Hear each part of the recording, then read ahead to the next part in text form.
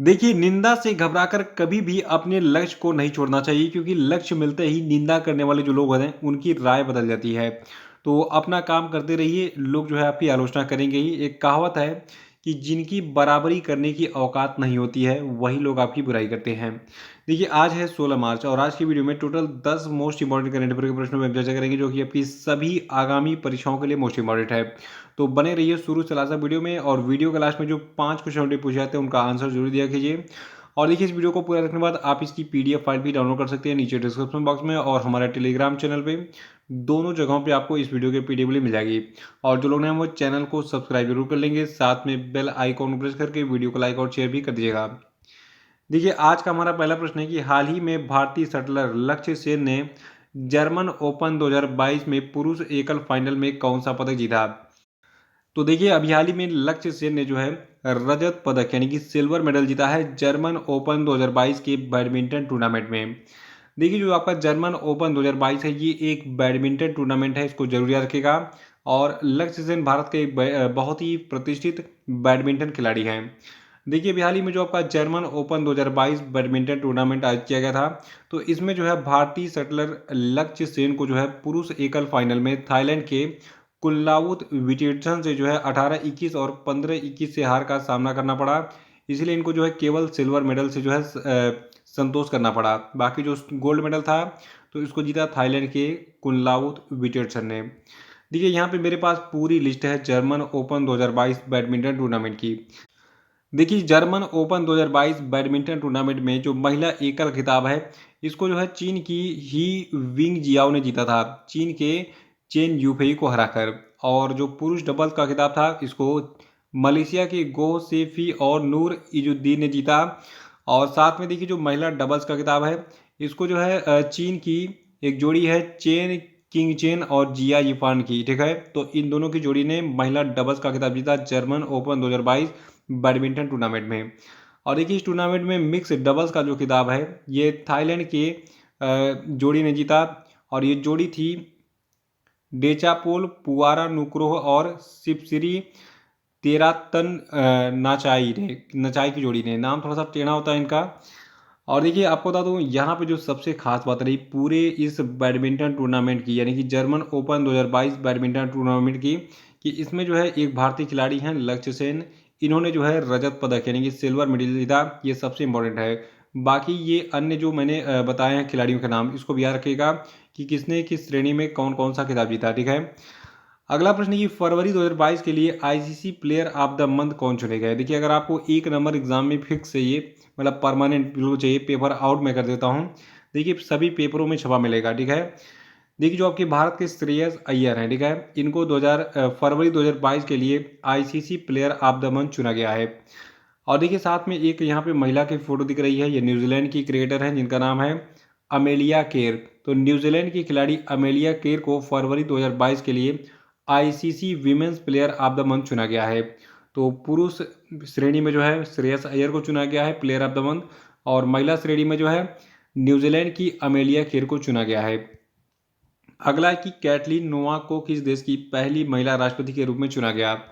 तो देखिए, अभी हाल ही में कैटलीन नोवाक को जो है हंगरी के पहली महिला राष्ट्रपति के रूप में चुना गया है। देखिए, कोई भी घटना अगर पहली बार हो रही है यानी कि कोई भी इवेंट या फिर कोई भी घटना पूरी दुनिया में पहली बार हो रही है, जैसे कि यहाँ पे एक देश की बात हो रही है हंगरी की, यहाँ पे जो है अभी तक किसी भी महिला को राष्ट्रपति के पद पर अपॉइंट नहीं किया गया था। तो ऐसे प्रश्न एग्जाम में बिल्कुल पूछे जाते हैं 100% गारंटी के साथ।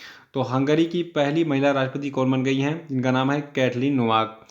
देखिए, हंगरी देश की बात करें तो ये एक यूरोपियन देश है और इसकी राजधानी बुडापेस्ट है। यहाँ के जो प्रेसिडेंट थे पुराने वाले, इनका नाम था जॉन्स एडर। तो इन्हीं का स्थान लिया है किसने? कैटलीन नोवाक ने।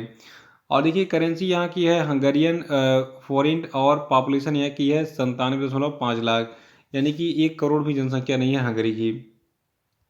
अगला प्रश्न है कि किस मंत्रालय के द्वारा हाल ही में जेंडर संवाद के तीसरे संस्करण का आयोजन किया गया? तो देखिए, जेंडर संवाद के तीसरे संस्करण का आयोजन ग्रामीण विकास मंत्रालय के द्वारा किया गया है।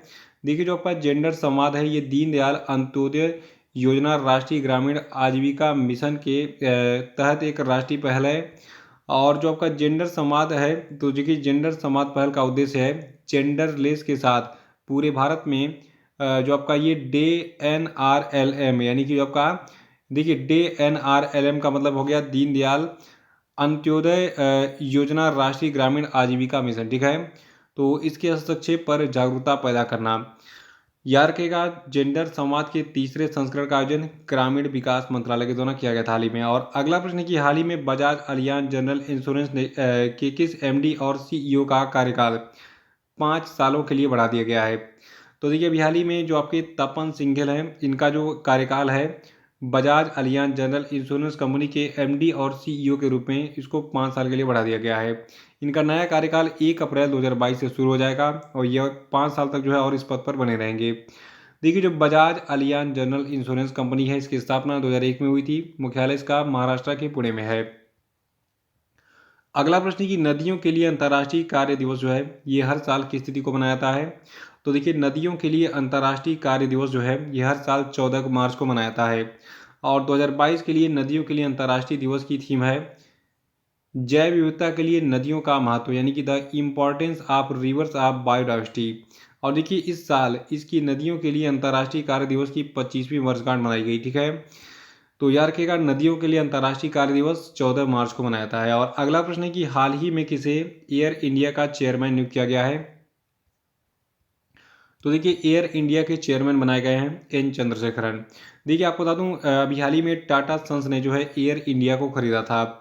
और एन चंद्रशेखरन के बारे में जानकारी ये है, देखिए एन चंद्रशेखरन टाटा सन्स के चेयरमैन भी हैं। ये पिछले महीने यानी कि फरवरी महीने की बात हो रही है, तो फरवरी महीने में एन चंद्रशेखरन को टाटा सन्स के चेयरमैन के तौर पर जो है दोबारा अपॉइंट किया गया था। यानी कि पहले भी ये थे और दोबारा एक बार फिर से दूसरे कार्यकाल के लिए अपॉइंट हुए थे। अब इनको साथ में टाटा सन्स के चेयरमैन के साथ साथ जो है एक और कार्यभार मिल गया है। अब ये एयर इंडिया के चेयरमैन का भी पद संभालेंगे कौन, एन चंद्रशेखरन। और देखिए टाटा समूह की बात करें जिसने जो है एयर इंडिया को खरीदा। देखिए टाटा कंपनी भारत की ऐसी कंपनी जो सुई से लेकर हवाई जहाज तक बनाती है। और एग्जाम में इसके बारे में ये पूछा गया है कि इसके फाउंडर कौन थे। तो देखिए जमशेद जी जो है टाटा जो आपके हैं ये टाटा समूह के फाउंडर यानी कि संस्थापक थे। और इन्होंने इसकी स्थापना 1868 में मुंबई में की थी और इसका मुख्यालय मुंबई में है। अगला प्रश्न है कि हाल ही में भारत ने अपने यूक्रेन स्थित दूतावास को किस देश में अस्थायी रूप से स्थानांतरित करने का फैसला किया है। देखिए चूंकि जो आपका यूक्रेन है तो यूक्रेन से जस्ट सटा हुआ देश पोलैंड है, ठीक है। और यूक्रेन में भी क्या चल रहा है, युद्ध चल रहा है। रसिया ने जो है यूक्रेन में बिल्कुल बहुत बमबारी कर दी है, आक्रमण कर दिए हैं, वहाँ पे कई जगहों पे कब्जा कर लिया है।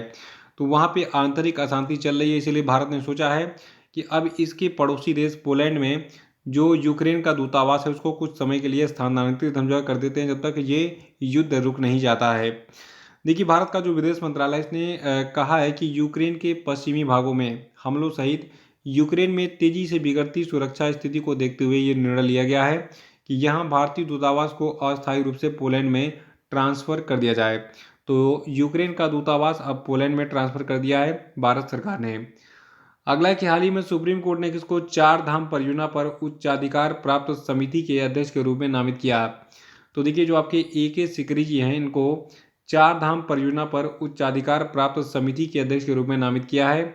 और इन्होंने यानी कि जो आपके के सिकरी हैं इन्होंने इस पद पर रवि चोपड़ा का स्थान लिया जिन्होंने जनवरी 2022 में इस पद से इस्तीफा दे दिया था। देखिए जो आपकी ये समिति बनाई गई है चार धाम परियोजना के लिए, तो इसके अध्यक्ष कौन बना दिए गए हैं, के सिकरी। तो अब ये अध्यक्ष के रूप में क्या करेंगे और ये जो आपका समिति है इसको क्यों बनाया गया है, सबसे बड़ा सवाल यही है। देखिए ये जो समिति होगी ये समिति पूरे हिमालयी घाटी पर चार धाम परियोजना के संचयी और स्वतंत्र प्रभाव का आकलन करेगी। और जो आपका चार धाम परियोजना है इसका उद्देश्य है हिमालय में चार धाम तीर्थ स्थलों अर्थात केदारनाथ, बद्रीनाथ, यमुनोत्री और गंगोत्री से संपर्क में सुधार करना और जिससे इन केंद्रों की यात्रा तेज, सुरक्षित और अधिक सुविधाजनक हो सके। और देखिए इस परियोजना के तहत जो आपका कैलाश मानसरोवर यात्रा मार्ग है इसका हिस्सा राष्ट्रीय राजमार्ग यानी कि नेशनल हाईवे 125 के टनकपुर पिथौरागढ़ खंड सहित 900 किलोमीटर के राजमार्गों को चौड़ा किया जाएगा। देखिए अगर आप उत्तराखंड गए होंगे तो वहाँ पे आपने देखा होगा बिल्कुल ऐसे पहाड़ होते हैं, बिल्कुल ऐसे ऐसे, ठीक है। और एक पहाड़ से दूसरे पहाड़ तक जाने के लिए हमें गोल गोल बिल्कुल रास्ता काटना पड़ता है, ठीक है। तो ऐसे बस जाएगी फिर यहाँ से ऐसे टर्न करेगी, मतलब बहुत ही घुमावदार रास्ते होते हैं काफ़ी डर वगैरह भी लगता है। मैं तो एक बार उत्तराखंड गया हूँ, पिथौरागढ़ गया था मैं, वहाँ पे जो है फिर क्या हुआ, वहाँ से जब मैं रिटर्न हो रहा था तो दिन के समय, तो वहाँ पे बस में यात्रा करते समय बहुत सारे बच्चे उल्टी करने लगे थे। और सीन तो देखिए काफ़ी, नज़ारा तो काफ़ी खूबसूरत होता है, लेकिन डर लगता है क्योंकि ऊंची ऊंची पहाड़ियों पे पतले रास्तों से जो है बसें गुजरती हैं। तो खैर ये एक्स्ट्रा चीज़ें हैं दिमाग में बनाए रखने के लिए, कोरिलेट कर रहा हूँ चार धाम परियोजना को, तो इसको याद रखिएगा। और अगला प्रश्न है कि Stockholm international peace research institute के trends in international arms transfer 2021 report के अनुसार कौन सा देश हथियारों का सबसे बड़ा आयातक बन गया है? देखिए अगर इसका उत्तर नहीं पता है तो जान लीजिए, भारत जो है ये दुनिया में हथियारों का सबसे बड़ा आयातक बन गया है। यानी कि सबसे अधिक हथियार पूरी दुनिया में कौन खरीद रहा है? भारत खरीद रहा है। और भारत के लिए ये एक बहुत ही गर्व की भी बात है, और आपके एग्ज़ाम के लिए इम्पोर्टेंट प्रश्न भी है। कोई और देश होता तो दूसरी बात रहती, लेकिन भारत है इसलिए एग्ज़ाम में जरूर पूछा जाएगा। तो भारत जो है सबसे अधिक हथियार खरीद खरीद रहा है। और देखिए आपको बता दूं, जो आपका सिप्री यानी कि Stockholm international peace research institute की जो ये रिपोर्ट है, इसके अनुसार भारत और सऊदी अरब 2017 से 2021 के बीच हथियारों के सबसे बड़े आयातक के रूप में उभरे हैं। देखिए भारत और सऊदी अरब की बात हो रही है। देखिए सऊदी अरब इससे पहले हथियारों का सबसे बड़ा आयातक रह चुका है, लेकिन भारत ने इसको पीछे छोड़ दिया है। तो भारत के बाद जो है सऊदी अरब जो है हथियारों का सबसे बड़ा आयातक है। और एक डाटा मेरे पास है कि जो भारत और सऊदी अरब है, ठीक है, इन दोनों देशों की वैश्विक हथियारों की बिक्री में 11% हिस्सेदारी है। यानी कि पूरी दुनिया का लगभग 11% हथियार केवल भारत और सऊदी अरब खरीद रहे हैं। और इसके बाद फिर आपका मिस्र है। देखिए तीसरे नंबर पर जो आपका मिस्र है, ये जो है टोटल जितने हथियार दुनिया में बिकते हैं उनमें 5.7% हथियार ये अकेले खरीदता है। और उसके बाद फिर ऑस्ट्रेलिया है, ये पूरी दुनिया का 5.4% हथियार खरीद रहा है। और फिर पाँचवें नंबर पर आपका चीन है, ये पूरी दुनिया का 4.8% हथियार खरीद रहा है। तो ये जो है पांच दुनिया के सबसे बड़े आयातक देश हैं, यानी कि हथियार खरीदने वाले देश हैं। फिर से एक बार सरल शब्द में बता दूं, देखिए अगर दुनिया के पांच सबसे अधिक हथियार खरीदने वाले देशों की बात हो, तो इसमें नंबर 1 पर आपका इंडिया है, दूसरे स्थान पर आपका सऊदी अरब है, तीसरे स्थान पर मिस्र है, और चौथे स्थान पर ऑस्ट्रेलिया है, पांचवें स्थान पर आपका चीन है। देखिए ये जो रिपोर्ट है trends in international arms transfer 2021 report, तो इस रिपोर्ट के अनुसार भारत के कुल आयात का 85% तीन देशों रूस, फ्रांस और यूएसए से था। भारत ने जो है रूस से कुल 46% हथियार खरीदे, फ्रांस से 27% और अमेरिका से 12% हथियार जो है खरीदे हैं। इसको याद रखिएगा। और यहाँ पे कुछ और भी चीज़ें इसमें ऐड करते हैं हम। देखिए जो आपका ये रिपोर्ट जारी किया गया है, इसमें 2017 से 21 का डाटा जो है दिखाया गया है कि 2017 से 2021 के बीच में हथियारों का सबसे बड़ा निर्यातक कौन रहा। वहाँ पे देखिए खरीदने की बात हो रही है, यहाँ पे निर्यात की बात हो रही है, यानी कि बना के बेचने की। देखिए सबसे पहले थोड़ा सा हम आयात और निर्यात पे चर्चा कर लेते हैं। बहुत सारे लोग नहीं जानते हैं, बहुत सारे लोग जानते हैं, तो उसको रिवाइज कर लेंगे। देखिए आयात मतलब आया, किसी भी देश से कोई चीज़ हम मंगाते हैं, खरीदते हैं, तो उसको आयात कहते हैं। निर्यात का मतलब हम भेजते हैं बना के, ठीक है। जैसे आपने बहुत सारा जो है क्या किया, चीनी बना लिया, ठीक है, तो चीनी को हम क्या करेंगे, अगर हमारे पास बहुत ज़्यादा होगा तो उसको हम बेच देंगे, क्योंकि फालतू चीनी हमें रखना पसंद नहीं है, क्योंकि बेकार हो जाएगा रखे रखे। तो उस चीनी को हम क्या करेंगे, निर्यात करेंगे, यानी कि दूसरे देशों को बेचेंगे। तो यही चीज़ बात हो रही है कि 2017 से 2021 में सबसे बड़ा हथियारों का निर्यातक कौन रहा। देखिए जो आपका संयुक्त राज्य अमेरिका है, इसने कुल 39% हिस्सेदारी के साथ 2017 से 2021 के दौरान दुनिया के सबसे बड़े हथियार निर्यातक के रूप में अपनी स्थिति बनाए रखी है।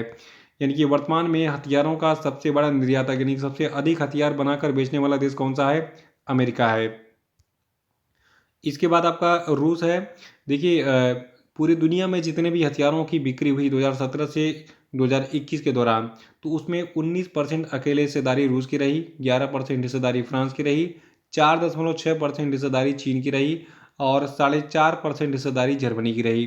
तो इस तरीके से हम कह सकते हैं कि दुनिया के शीर्ष 5 सबसे बड़े निर्यातक देश हैं हथियारों के, कौन कौन? अमेरिका, रूस, फ्रांस, चीन और जर्मनी। ये क्रम जरूर याद रखेगा।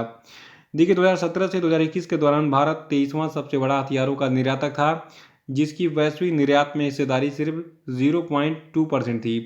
यानी कि भारत भी थोड़ा बहुत हथियार बना के बेच लेता है, इसको ही हरकेगा। और देखिए आपको बता दूं 2017 से 2021 के दौरान भारत ने सबसे अधिक हथियार किससे खरीदा? अमेरिका से खरीदा था, फिर रूस से और फ्रांस से खरीदा था। तो ये थे आपके आज के सभी धमाकेदार प्रश्न और अब हम बात करेंगे आज के सभी क्वेश्चन पे। तो कमेंट बॉक्स में सभी लोग आंसर देंगे। देखिए पहला प्रश्न आपके लिए कि पाई दिवस जिसको अंतर्राष्ट्रीय गणित दिवस भी कहा जाता है ये कब मनाया था बताइए। अगला है कि विश्व रोटरैक्ट दिवस कब मनाया था बताइए। और नेक्स्ट है कि हाल ही में कौन चिली के नए राष्ट्रपति बने बताइए। नेक्स्ट है कि भारत का पहला मेडिकल सिटी जिसका नाम है इंद्रायणी मेडी सिटी ये किस राज्य में स्थापित किया जा रहा है आंसर बताइए। और पांचवा कि हाल ही में किसे 3 साल की अवधि के लिए राष्ट्रीय वित्तीय रिपोर्टिंग प्राधिकरण के अध्यक्ष के रूप में नियुक्त किया गया बताइए। और अब हम बात करेंगे कल के पूछे गए सभी क्वेश्चन अपडेट के सही उत्तरों की। देखिए का पहला प्रश्न था कि मार्च 2022 में सामाजिक सुरक्षा सेवाओं के माध्यम से गरीब और कमजोर समूह की मदद करने के लिए विश्व बैंक के द्वारा किस राज्य को 125 मिलियन अमेरिकी डॉलर के ऋण की पेशकश की गई? तो देखिए ये राज्य पश्चिम बंगाल है। और दूसरा था कि हाल ही में किस मंत्रालय के द्वारा ड्रोन और ड्रोन के घटकों के लिए प्रोडक्शन लिंक्ड इंसेंटिव योजना शुरू की गई? तो देखिए इसको शुरू किया नागरिक उड्डयन मंत्रालय ने। और तीसरा था कि हाल ही में किस स्थान पर पूसा कृषि विज्ञान मेला 2022 का आयोजन किया गया? तो ये प्लेस था दिल्ली। चौथा था कि हाल ही में नेचर क्लाइमेट चेंज जर्नल में प्रकाशित अध्ययन के अनुसार अमेजन वर्षावन का कितने % हिस्सा विनाश की कगार पर पहुंच गया है? तो ये हिस्सा है 75%। और अगला था कि हाल ही में किस स्थान पर 10 से 15 मार्च 2022 तक साहित्य अकादमी का साहित्य उत्सव जिसे साहित्योत्सव के नाम से जाना जाता है यह आयोजित किया गया था? तो ये प्लेस रहा नई दिल्ली। तो इसी के साथ ये वीडियो समाप्त होता है। जय हिंद जय भारत।